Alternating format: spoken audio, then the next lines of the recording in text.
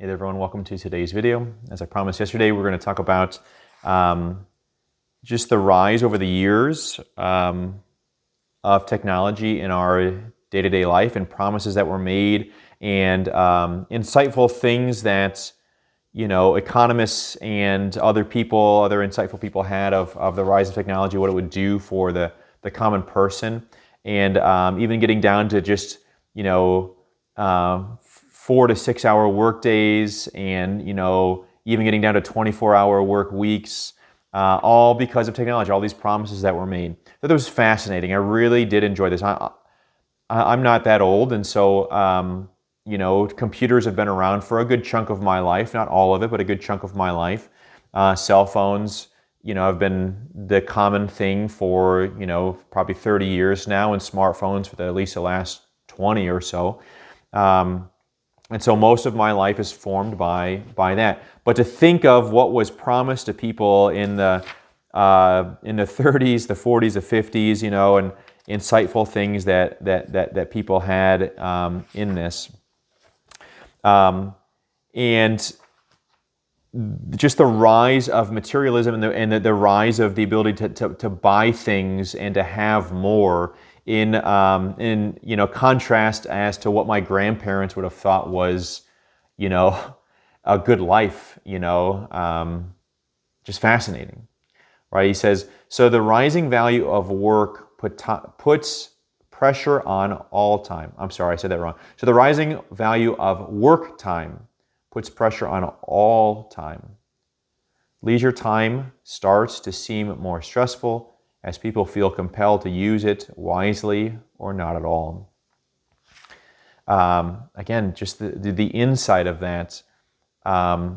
When I arrived at my very first assignment, I mean, no disrespect to anyone in this, I was handed a brand new smartphone, and it had all the newest, coolest things on it. It was some sort of type of iPhone.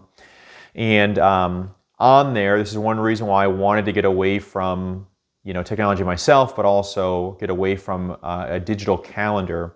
Part of the way the parish worked was they just put things on my calendar. They had access to the calendar, and so I would be going through the day and just realize, oh, I have an appointment tonight that I didn't know about because it was just put on there. And there was an expectation that I'd be there. And that was their prerogative, and I did my best to be obedient to it and, you know, do all those things. But I thought to myself, I now have another thing to do when I have not actually communicated with anybody. My life has gotten busier, you know, for the pursuit of you know, interaction with people, and I've had no interaction with a person with this coming up, right? It flabbergasted me, you know. And so it was actually in my first assignment that I began to take a paper calendar again, and have kept it since then.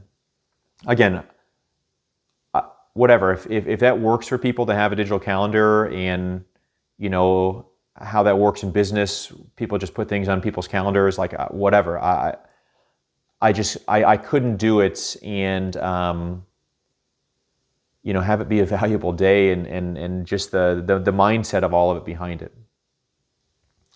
And I constantly wondered, like, what's the next thing I have to be at, right? I'm always busy. Okay, I'm done with this meeting, and I don't know if I have another one right after it, or another one in 2 hours, another one in 5 hours, whatever it is.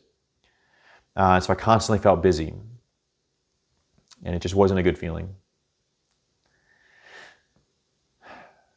I focus a lot on calendars the last couple of days, and that's just something that's on my mind. How is your calendar running your life? And do you have scheduled time in there to do nothing?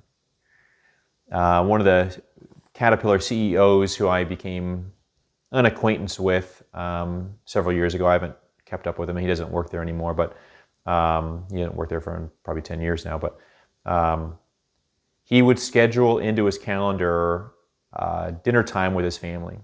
And I thought that was kind of weird, like, oh man, you're so busy, blah, blah, blah. And he said, no, it's so that anyone who sees my calendar, it will just say appointment.